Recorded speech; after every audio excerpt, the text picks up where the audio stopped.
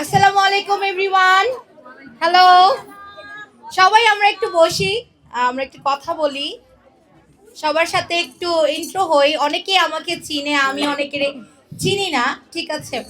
তো আজকে আমি আসছি হচ্ছে আমার বোন শারমিনস মেকওভারের গেট টুগেদার প্রোগ্রামে। সো এসে খুবই ভালো লাগছে এবং সবচেয়ে বড় কথা সবাই আমাকে এত চিনে এবং এত ভালোবাসা দিছে, আমি এটাতে অনেক মুগ্ধ। And thank you so much everyone. হয়তোবা জীবনে ভালো কিছু করছি বিদায় তোমাদের সবার ভালোবাসা এরকম ভাবে পাইতেছি। তো থ্যাংক ইউ শারমিন আমাকে ইনভাইট করার জন্য অ্যাজ এ চিফ গেস্ট হিসেবে। তুমি আসছো এটাই তো বেশি। আর সবাই সাপোর্ট করবেন শারমিনকে, ওর একটা স্টুডিও আছে, খুব ভালো সার্ভিস দেয়, মেকওভার টপ নোচ করে, এবং আমার বাসার সবাই ওর কাছ থেকে সার্ভিস দেয়।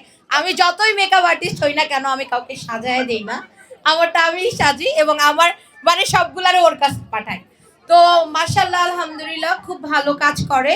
তো সবাই আমরা মেয়ে হয়েছি, আমরা যদি জীবনে কোনো কিছু অর্জন না করি তাহলে আমাদের জীবনের মানে কি বলবো কোনো মূল্য নাই।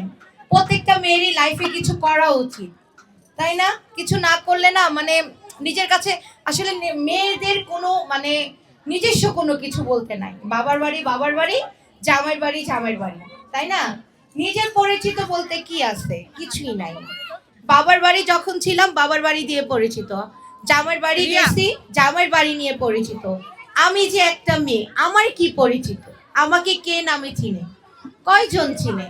তো আমার পরিচিতিটা নিয়ে আগে বাড়তে হবে, আমাকে 10টা মানুষ চিনবে, আমার এরকম কিছু করতে হবে। এখন কোনো মেয়েই পিছিয়ে নেই, সবাই যার যার জায়গা থেকে অনেক আগে বেড়ে গেছে। তো আমি বলবো যে যারা চিন্তা করতেছো এইটা করব ওইটা করব, চিন্তা করো না, স্টার্ট করো, ছোট থেকে নিয়ে স্টার্ট করো। মানুষে এক লাফে গাছে চড়ে যায় না। আমার স্ট্রাগলটা আমি এক লাফে আসি নাই, আমার স্ট্রাগলটা আমি প্রায় আজকে 15-16 বছর যাবত ধরে আমি এই ইন্ডাস্ট্রিতে আছি। এত সহজে আমি এখানে আসি নাই, আমি অনেক কষ্ট করছি, অনেক কষ্ট করে এই পর্যন্ত আমাকে নিয়ে ট্রোল হয়েছে, অনেকে অনেক কথাবার্তা বলছে, কিন্তু আমি ভেঙে পড়ি নাই, আমি আগে বাড়ছি কারণ আমি জানি আমি সৎ। আমি সততা নিয়ে কাজ করছি, আমার ইমান ঠিক আছে, ঠিক আছে। আমি কারোর সাথে 2 নাম্বারই করে কোনো কিছু করে আগে বাড়তেছি না।